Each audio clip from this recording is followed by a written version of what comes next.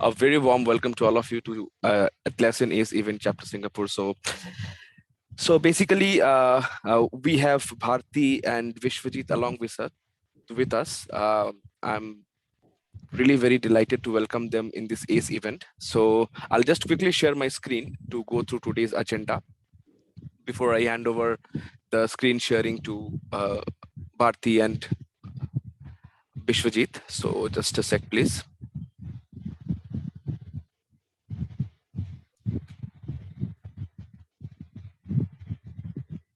Okay, so this is our event for today. We have got a code of conduct for the Atlassian Community Singapore. I'm pretty much sure, like you all are pretty much aware of it. So this is basically, please stay mute all the time unless you have a question to ask or say something. If you have any noisy background, you can mute your video to avoid the distractions. Or if you have any questions, you can hit the raise hand icon. I would be happy to moderate the questions that you have regarding the session. Though we have a dedicated Q&A session at the end of this event. So this is basically the agenda, the welcome note, which I have already done. So now I would like to hand over to Bharti, who is from Cornerstone Analytics Private Limited, and Vishwajit from Amrut Softwares. So they would be giving us a very informative session on user story to effort the predictor for Jira software. And followed by that, we have a Q&A and event closure. And the best part is that we have got 2 giveaways today, like 2 lucky attendees get Atlassian Tremendous card. So what I do is that I'll just ping you the card details to, 2 lucky attendees in between the session. And yeah, that's it. With this, what I do is that I just stop my screen share and I give the host role to Bharti.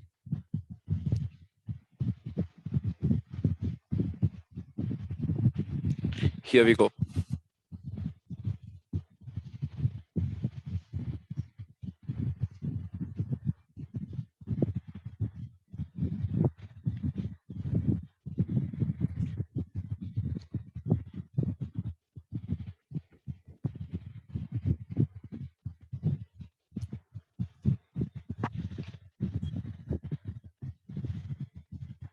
A very good evening to all of you. So thank you very much for joining this session. It's a Saturday evening, and as you say, it's very sunny. So it's fantastic that all of you are here. Let me start by introducing myself. My name is Bharati, and I run a startup which is called Cornerstone Analytics. I work closely with Amrut Software, work very closely with Vishwajit, and I've been in the industry for more than 25 years. I've worked with all the corporates in both Indian and international companies. And my core expertise is in estimations. I'm sure each one of y'all have faced the problem of, estimating right. I'm not sure, like many of you could be developers, could be Jira administrators or project managers or program managers. But fundamentally, you must be having an estimation problem. So that has been my core area of work for the past, 10 years. To give you some names, I set up the Estimation Center of Excellence for Wipro Technologies, Summary Price Financials. I was working with Quality Assurance Institute in all the estimation related activities. So I'm quite familiar with estimating really large projects like 50 million and above. And what always I wondered was, how do you reconcile at the end of a project whether your estimation was right or whether you did not bleed, right? So that was that was the problem which kept worrying me. So, to go back, right? As I said, my last stint was with Wipro, and once I completed that, it still bothered me, So I set up a startup called Cornerstone Analytics to, kind of provide estimation as a service and also a set of services and a platform. And that's what I would like to talk to you all about, right? And that's called USEP. USEP is nothing but a user story to effort predictor. I always believe that if you get your estimates right, you will change the narrative, right? You will be able to very confidently and reliably say, okay, I'm going to be able to complete this project with this kind of contingency and this kind of cost overruns, right? So that's the reason why we believe that, you know, estimation as a service will change the narrative of the IT world. So I go back and say, and you know, kind of speak about many times as an engineer, you're asked, how much time will you take to do this task? Most of the times we just scratch our heads, come up with a number, multiply it by 5, and give that number to the project manager. It's very similar. You know, you can challenge me if you want, but if the project manager is asked how long this particular epic or a user story or a project is going to take, he does the same, right? He might ask you, or you might, you know, come up with a fictitious number and give it. So that's how, you know, estimates are made. And so it is very unreliable, right? So reliable estimates solve a very key problem, that is failure to execute. Like you've seen many times, all standard reports or any report if you take, there is a cost overrun, schedule overrun, this project was never delivered on time, or you burn the midnight oil, right? Now this has also been, I would again like you to challenge me. This is again be replaced by story points. Yesterday I was talking to somebody and he said one story point is one person day. So, you know, the estimations is getting, you know, more and more, you know, you stick a number on the board, right? That kind of a thing. And what happens is it causes failure to execute. And also what really happens is you don't build a motivated environment, right? So there's no, because your commitments are incorrect and you're no longer motivated. You're always trying to meet that particular commitment. So one of the major challenges while we speak about process improvements, etc., I think that the core issue in any organization is to estimate reliably, right? So if you don't have sufficient estimates and budget monitoring in a digital environment, what you're going to do is you're always going to be, you know, not confident. You're not going to have a, you know, environment where all of us are, you know, confidently going to say this is going to be delivered on this particular day, right? Many times, because you don't have data, like, you know, this particular task is complex, so I took so many hours, I estimated so many hours, I took so many hours. You know, team performance is, we are unable to gauge because you don't have data, you don't have engineering data, right? And productivity is never measured. Productivity of a task, productivity of a team in terms of how long did you take, what was the technical debt, how much did you wait for, you know, for merge request to happen? Nothing. We don't have information on all that. So you know, you're unable to measure productivity. From a developer's point of view, this is from an organization point of view. The organization is always struggling. I'm sure many of you all are able to relate to what I'm saying.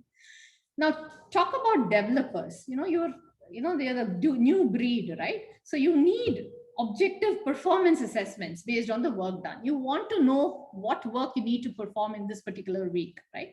You need to build 5 forms in this week, right?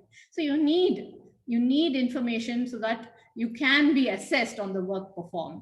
You need a competitive environment. When I say competitive environment, you need to know how long you're taking to do a particular task or a set of tasks, how long your team is taking, who is an ace Python developer, or, you know, etc. You need to know that so that you can improve and compete with each other in a very, you know, systematic manner, in a very progressive manner.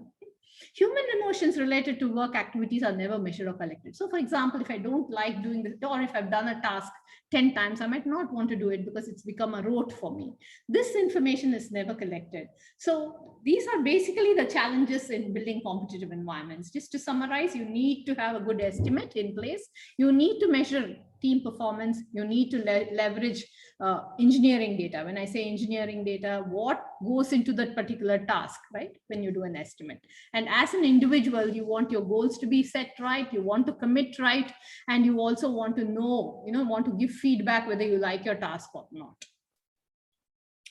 This is a very, very simplistic definition of, the improving your cost of building projects, right? Now, profitability is nothing but how much you're going to bid. Let's say you bid for 50 million. and your operations are 60 million, then you're bleeding, right? If you bid for 50 million and you do it within 40 million, then you're profitable. That's a simplistic equation. Now, what drives project bid? It's your predictable estimates, right? If you're able to predict estimates, your bid is going to be safe. And your cost of operations is going to be very good if your productivity improves. So that's it. That's your equation, right? Profitability is project bid minus cost of operations.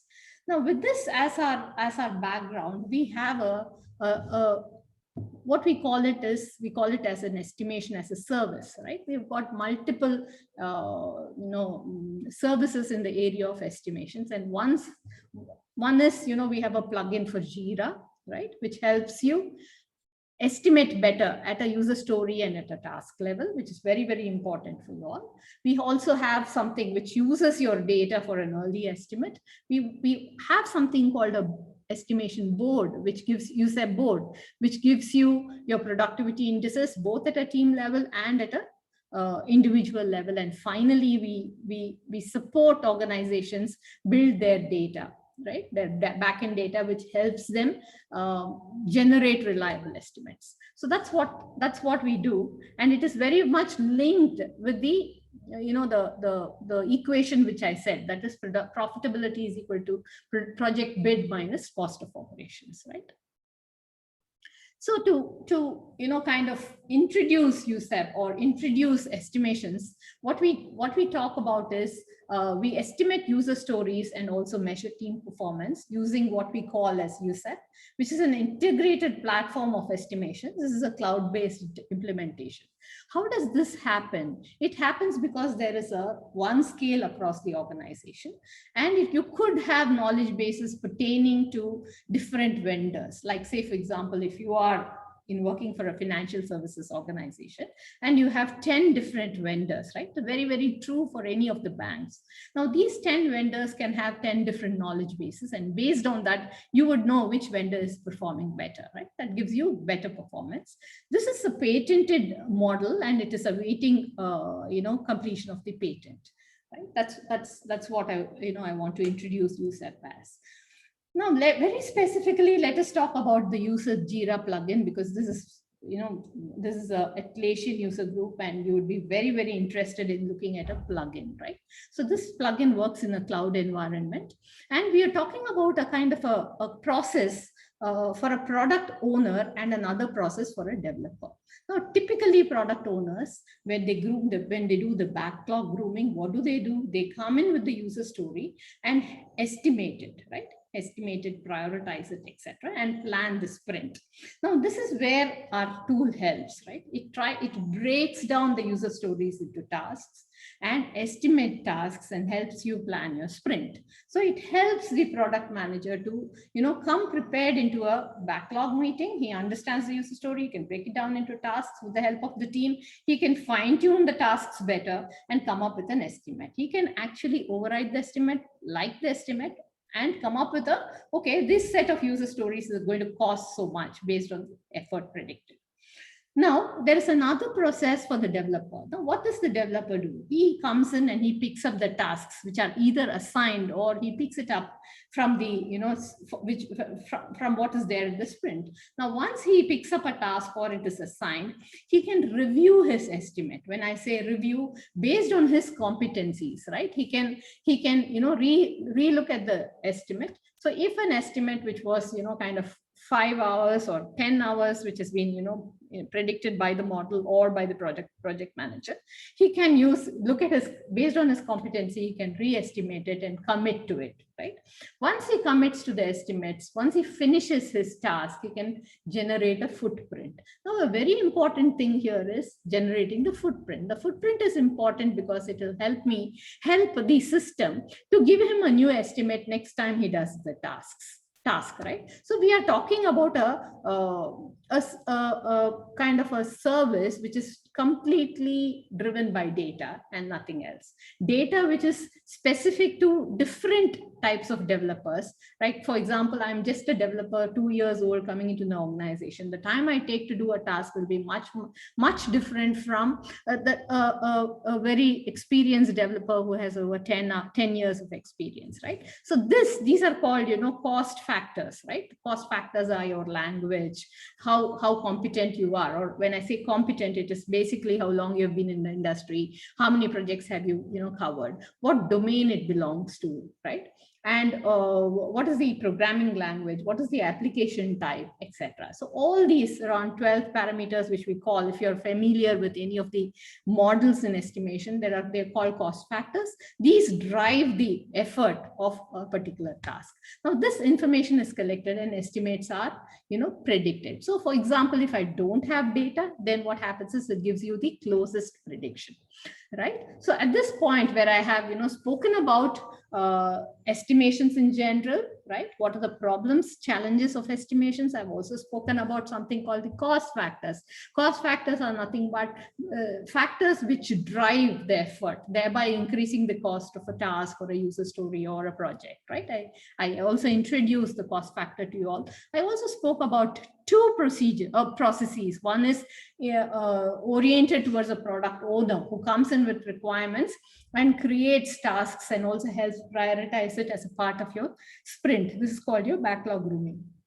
Now, this tool helps him break it down into tasks and also estimate that. You're also talking about a developer who has tasks assigned to him. It's very oriented towards the developer, because finally, as I told you right at the beginning, I always had a problem. The problem was, you have a project, you have estimated, how do you reconcile it when you complete the project? So bottom-up estimates were so important for this reconciliation. And that's why the developer has the opportunity to estimate it better, estimate it based on his competencies, change it, commit to it, and then also give his footprint, which is how much of actual time he has taken. Now, this system uses nothing but a set of parameters and your actuals. No other information is important to this except your actuals. Otherwise, the whole thing is automated.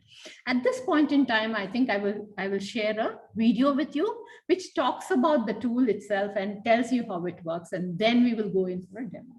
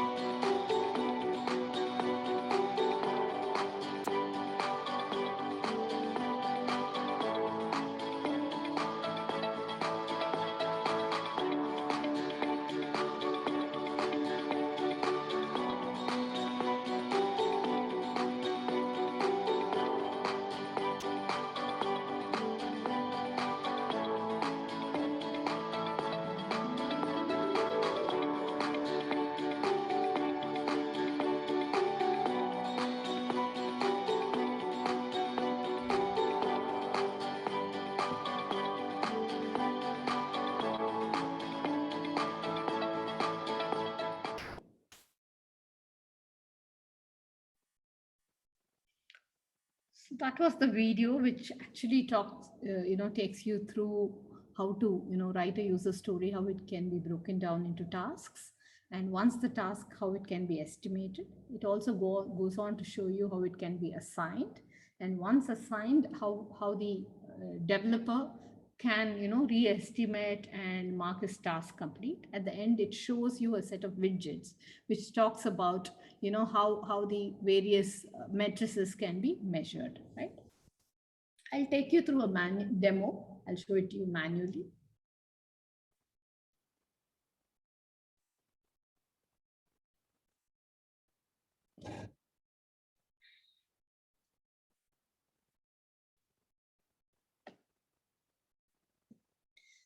I'm sure all of y'all are very familiar with what you're seeing here. This is the Jira software. I've already installed the USEP tool from the marketplace. So I'm going to show you the core functionality wherein, I create a user story. I'm again, you can see that there is a project name. It's a company-owned project. The issue type is user story. Now this is a healthcare user story. It says, as a user, I will need to provide the information regarding the mobility, vision, or physical disability of the patient, right? That's what it talks about. Now I just create. This is nothing to do with user. I create a user story. And then I open the user story here, right? Now, if you click on these three dots, you will see that there is something called user story to tasks. So what is really going to happen is this user story is going to be broken down into tasks using natural language processing. Now, the user story typically is in the manner in which it is documented is as a user or as a role. I want to do something in order to meet an objective, right? So this particular format, if it is maintained, is good for the tool. Else the tool will be in a position to break the user requirements and come up with a set of tasks. Now, in case it is unable to break the user story into tasks, it's unable to make any sense of the user story. That means you're not provided enough information. From the database, it'll pick up the closest user story and break it down into tasks. So this is what will happen. Right now, I'm going to click on user story to tasks and wait for the system. As a product manager, let's say I'm doing a backlog grooming meeting, and I've come up with a user story there. Right now, as a product manager, I know this is what I need, but I don't know technically how I'm going to achieve that user story. Now, what USEP does, or what this particular system does, is it breaks it down into tasks. Now, if you've heard, or if you've been through any of the agile meetings, a task will be performed by a single developer, right? Now here it is saying that there are two tasks. One is you need a form for the user to provide information regarding mobility, vision, physical disability of the patient, etc. So which means you need a data entry form. The second is you need a GET API for the user to provide information regarding the same. So it has broken it down into two tasks. Now, let us say during your meeting, you think that there is a need for, a database kind of you need another task which holds this information, and you need to add the necessary database details. So you can go ahead and add this information, right? You can add that. So there is a third task. Now, once you have done that, you can edit the task, you can delete the task, you can do all that, and you do an accept. So when you say accept, it means you're happy with it and you want to go ahead and come up with estimates for this. You're asking the system to come up with an estimate. Remember, you have not assigned it to anybody. This is at a project level or at a team level. Right? So what really happens is the first part, it uses natural language processing. That means it breaks it down into subject, object, verbs, etc., and comes up with the two tasks. Now, what is it doing now? At this point in time, it is going and identifying a set of it's looking for information in the database wherein it can get the closest. It uses something called the decision tree analysis, right? It uses machine learning here, and comes up and it says, you can finish the form in 1.49 hours. Get API in 2.23 hours, and database in 2.05 hours. As a project manager or a product manager, I'm not happy with it. I'm going to give 4 hours for this. I'm okay with this, right? I'm also okay with this, and I accept it. So which means you have got at this point in time a complete, estimate for this user story. Now, when I talk about an estimate, it is just you're talking about development and user test and unit testing, right? Now let's see what it has to say.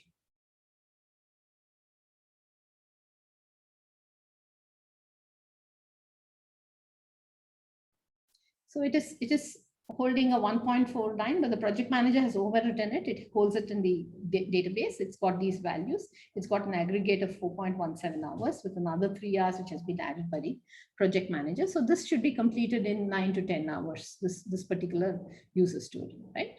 Now, let's say I take this particular SOC, the first one, and I assign it.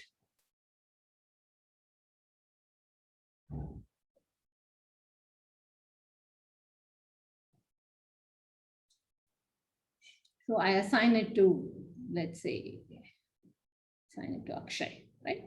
Now, Akshay comes in, logs into the system and says, okay, I have a job to do. And he checks his estimate, right?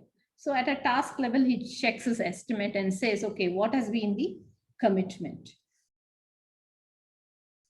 This helps Akshay as a developer to commit reliably to the task, right? So here he sees, so there is no member language. Let me go ahead and assign the member language. Just give me a minute.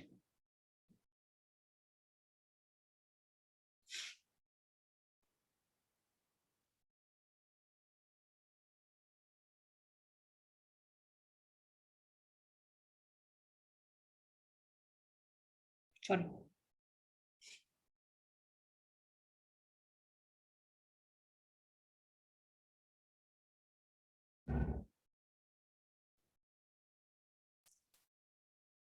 So I'm going to add Akshay as a part of the team.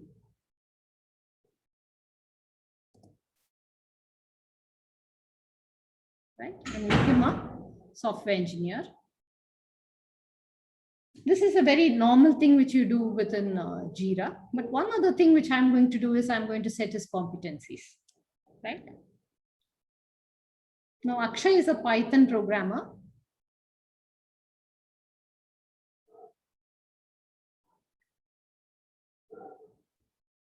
So as I told you, I spoke to you about the cost factors, right? Which drive a particular estimate. The typical cost factors are what is your skill level, what is your experience level, etc. Right? This drives the estimate.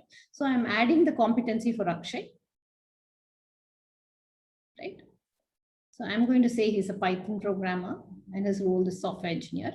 He is nominal in language proficiency, nominal in task experience, domain proficiency, and his work experience is not very high. He's just 2 years in the industry. So I saved this, right? Now this information drives the individual engineer's estimate.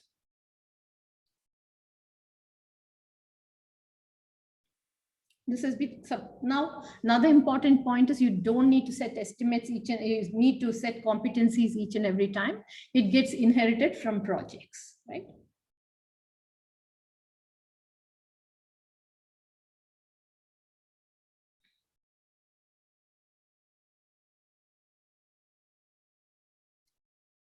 So I'm going to take this particular task,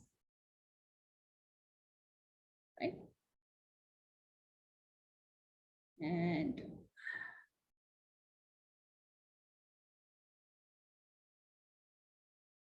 it's been assigned to Akshay, right? I'm going to do a USEP task estimates. Now, what really is happening is it will pick up its competencies and come up with an estimate for that particular task. It gives you an opportunity to check whether, all the attributes are Right. Now let's take this particular task. This task is a form, right? And it now this is where the NLP comes in. It identifies the work unit as tasks.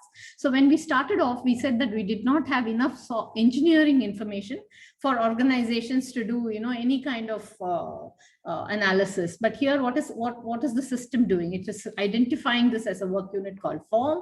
It is picking up the develop. I changed the development type because it said evaluation is picking up its testing. I changed it to new development, and I find that the task complexity as Akshay to be nominal. It's not low. It is quite complex according to me. So it gives you the facility to make changes to the task so that you can estimate better. Right now, you can estimate. You have all the information here. The USEP had given us 1.49. The PM has overridden it as 4 hours. And based on these new parameters and my competency as Akshay, it's estimating.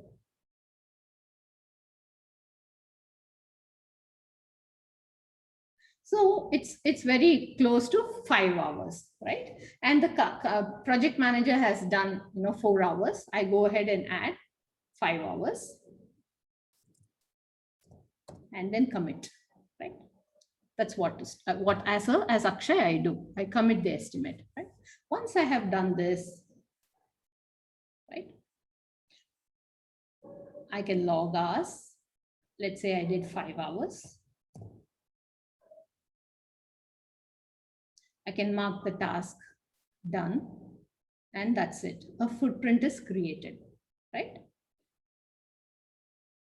Once that is done, then you will get access to dashboard like this, wherein you can see all your widgets coming in. You can see the number of tasks which were picked up. What was the productivity? You have a variety of matrices which can be generated. Right? It talks about the number of tasks completed in that particular sprint or a set of sprints or for a period of time. You can go in deep like this. You can say each of the person, what are the tasks which he has done. Work units, what were the work units produced, right? Even at an individual level. This talks about the productivity. It says, okay, Sunil Rao did a set of work units, that is a form, an API, etc., and his productivity ranges between 4 and 10 hours. It talks about utilization, also talks about skills. Any widget can be added to this dashboard, and that helps you manage not only your career. One is the team can be more self-managing, and as a developer you can manage your career because you have quantitative data. You have real data with which you can assess. You don't need to typically write, okay, I worked on this project. You can say on this project I did 5 tasks, 10 tasks. This was my productivity. You have all that information, and with which you can kind of go in for either your assessments or search for a new task, etc. So that's how this whole system works. And this is available in the marketplace, as you said, Jira. You can download it, run a trial for one month, and then it's cloud-based, and you can integrate it within your projects.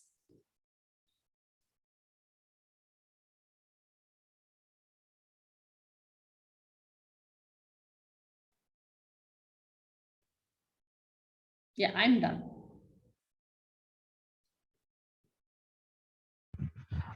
Thank you, Bharti. I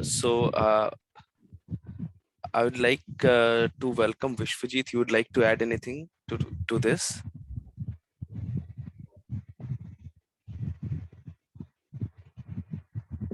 Yeah, I think Bharti has already covered most part of it. So typically, I think estimation has always been a challenge, as we have seen, right? So that's where we work with Bharti and team to basically develop this app, which is available in marketplace right now. It works only for the cloud platform, so it's not supported on the server. Is anyways out, soon phasing out. So it works data center we are considering, but depending on the demand that will be basically developed. Right now it's available on the cloud.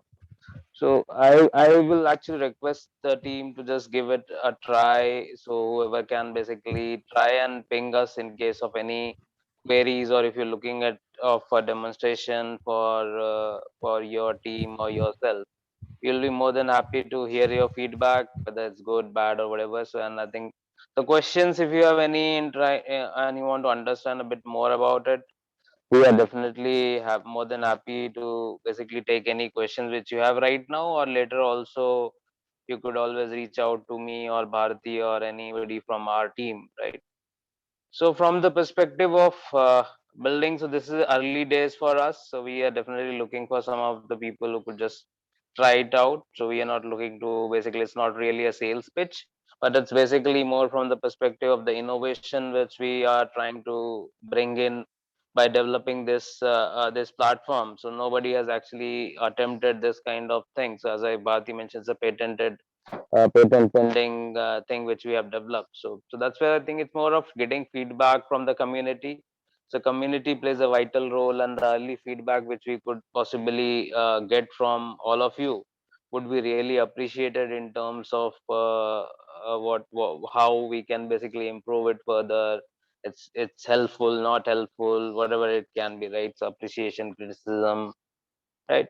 So, and I think it's probably for me, it's also like a first encounter with Singapore AUG. I've been talking to a lot of AUGs primarily in India, but I think this is the first experience which I have with AUG in Singapore, or any AUG for that matter, right? It used to be offline event, so we are limited to mostly to the geographies which we are present, right? But I think with this COVID situation, it has actually enabled us to reach out to various teams across the geographies. And I think it's thank I would like to thank someone and you guys to basically joining this talk on a Saturday evening, afternoon, or morning, based on which, I don't know which geographies you guys are based out of.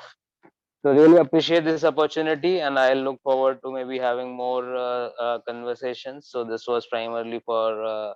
This doesn't end here. I will be definitely looking forward and work with someone on more content, which you will find valuable in terms of your learning experience. And I'd love to hear your feedback in terms of if you have any questions.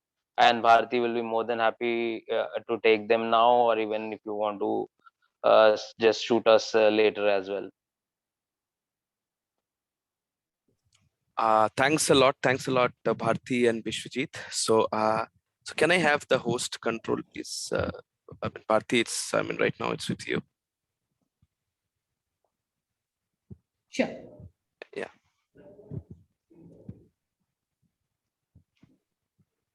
How do I do that? Yes, I think. No, not yet. How do I do that? Okay. Yeah, sure. You have to go to more, then make host, means you have to select my name and go to more, and then make the host.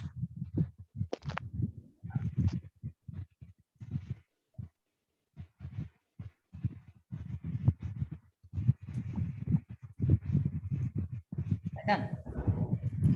Yes, I think this is done now. Okay, so basically I think, okay, 1 minute. Yes, it is done now.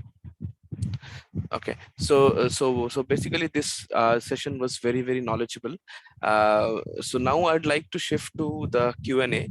So basically I have got around 3 questions that I have noted down, but I would like to give the opportunity to the other community members who have joined and ask the questions, and I'll ask later on. So the house is open. We can ask questions. Yeah, please go ahead.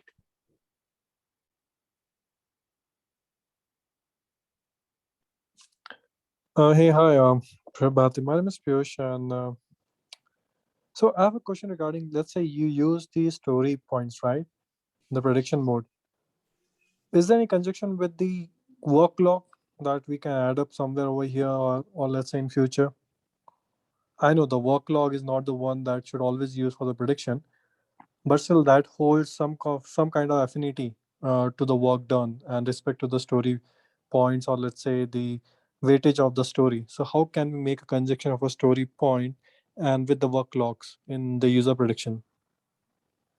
So what this does is Piyush, that's an interesting question. Basically, you can hear me, right? So Yeah. this provides an effort-based prediction, right? And when you say effort-based, it is actually telling you how long you're going to take to do the task. While the story point is based on your experience and understanding and your agreement with your with the project manager. So for example, let's say the user story which you saw, right? Let's say it has five story points. Along with that, you will also be able to see the effort, right? So five story points might, once you run it past USEP, it might come to, like, let's say 15 hours or 20 hours, and you would be able to see that alongside. Now, once you finish the job, that information goes back into the database, which helps you in the next prediction. That's how it works. Okay. So yeah, So just to add to Piyush, so what we basically don't use the story point, right? Story point is basically uh see not really something which is very clear, right? Everybody has their own ways, right? So we don't want to really get into the way of Scrum in terms of that. What we are doing is we are breaking down stories into the task, and we are basically predicting effort. When I say effort, it's basically the number of hours or days it's going to take basically to do that particular task, right? So we are no way, I think, getting into a way of the way the story pointing works, because it's really a kind of a fuzzy number, right? yeah, that's correct. So I was thinking, let's go in this way. We are using this kind of predictions, right? The one that we saw right now, and that was good basically. So in that prediction, somewhere it's up to the program manager, scrum master, that they can align this thing, the efforts, with their own additional mechanism as points or work log hours, right? So it's still up to the project manager what they want the scrum master to do. Correct? Yes. So let's say, for example, the Scrum Master assigns it not to story points. Actually, it is, we have nothing. We have no connect with the story point at all. But it is possible to compare and contrast. Say, for example, you want a comparison. That's always possible, because as the USEP provides effort, right? And it is for the Scrum Master or the program manager or product manager, as you call it, to kind of override it and give an effort associated with the task, so that the user story, the effort associated with the user story changes. Yeah. Yeah, that's great. Thanks.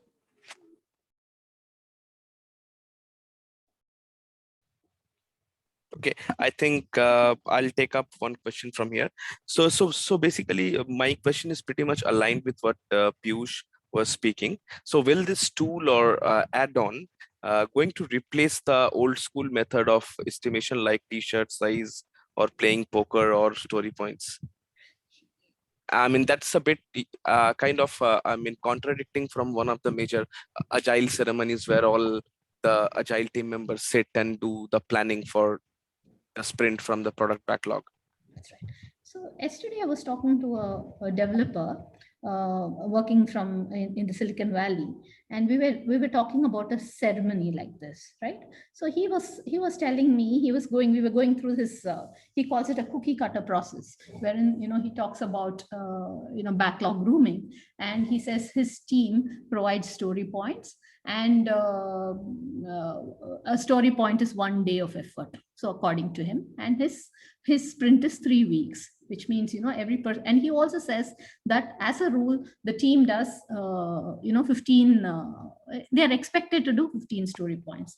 To me it was a lot of fuzziness there, right? So I was telling him that if you integrate it with USEP, what you're going to see is you're going to see a lot more.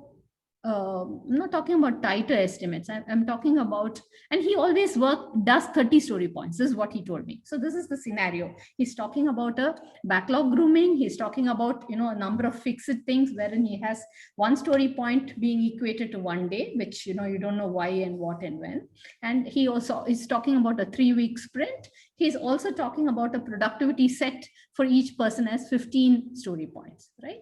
Now, if you use USEP, so many things go away, right? You know how long you're going to take for a particular task, right? And based on your capability and competency, you're not going to say, I'm going to be able to do one story point per day, right? It's a lot of, high level kind of a system there. And you're going to get some predictable estimate based on your competency, which is true, honest, and accurate, because it is based on your past data, right? The team also is going to get a lot more information at a user story estimating level, because you're going to get an average productivity of the team based on which the product manager can go ahead and commit. So I personally see this replacing what is there today, which is the t-shirt kind of an estimation, because this is based on data. And as everybody is talking about, data is going to be the next big thing. And if we do not inculcate this in our regular bottom up work estimates, I think it doesn't make any great impact, other than just say data is going to make a difference. Whereas here you have a very smart system which uses data, personalized to each and every developer in your team, and also configured to get team productivity and come up with reliable estimates. So I see that to be the future.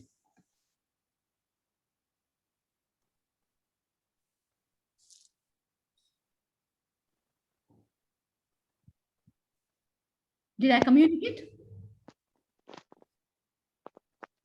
Hello? Someone, you're on mute in case you're Yeah, talking. yeah. Thanks a lot, Bharti. So I've got two additional questions. So this particular estimation model that I have seen a flavor of 3-point estimation technique, where we do a WBS, and then we do a kind of optimistic, pessimistic, and most likely, and then we take the mean, median, mode, and then we get then we get the value that is that gives the confidence level like 95% confident, or we get a Six Sigma value 95% confident, 99% confident. So what is the confidence level we get it here with this add-on? Like if I do an estimate, what kind of confidence level we give? Means, do we measure that? Yeah, so that's another fantastic question. Basically, because this question is very, very relevant, because we are talking about the reliability of the estimate itself, right? So this is typically based on the data, and all of you all know, if you have junk data in your database, what you get out will be junk estimates, right? Now it comes at this point, what I want to say is, when you install this tool, it uses a global database, that is, which is provided as a part of this plugin. Now this global data has over 5,000 to 7,000 records from various domains. It could be healthcare, it could be retail, it could be CRM systems. It has got data from various domains. There we have a data partner who helps us provide that data. Now this is all anonymized. Now this data drives the estimate in the absence of any company data. Now let me talk to you all about the experience I have with the healthcare company. So we went in there, and this company said, I don't want to use your global data, because our company is different. Every organization is unique, and my organization is different. So what you do is, you take a couple of dumps of my project from Jira and then develop the company data for me. So this is what we did for them. We picked up a couple of dumps. We took around 4,000 records, of which 3,000 was a lot of junk. 1,000 records became their company data, which helped them drive their estimates. The next thing which we did for them was, we said, okay, I will start estimating it and compare it with your actuals, which tells me how close I am to the accuracy. So we came up with 83% accuracy. So once you have company data, the kind of accuracy you're going to get is going to be fantastic. And as time goes by, the accuracy is going to become more and more. And that's how it works. Yeah. That's the beauty of machine learning, actually. That's right. Yeah, right. So I've got a last question here. Like, does it support Gherkin's language while writing the stories? Because in lots of projects, what we do, we are shifting towards the traditional way to BDD. So whatever we do, the BAs write those feature files, and those are being consumed by all the dev, the QA, and everyone. So, I mean, does it break those Jerkins files into tasks? I think it's more easier because we have the precondition, the action, and the That's right. yeah. Yes, that's right. It does. Okay. That's all I had from my end. So, anybody would like to ask any other questions, please go ahead.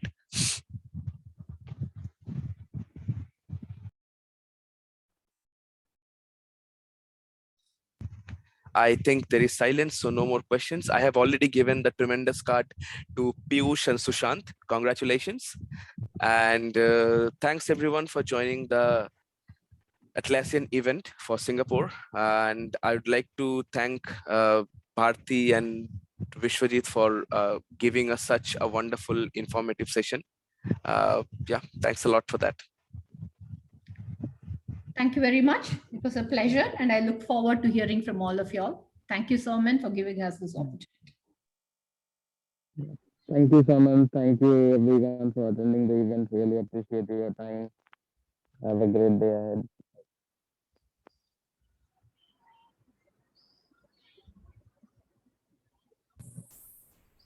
Thanks all.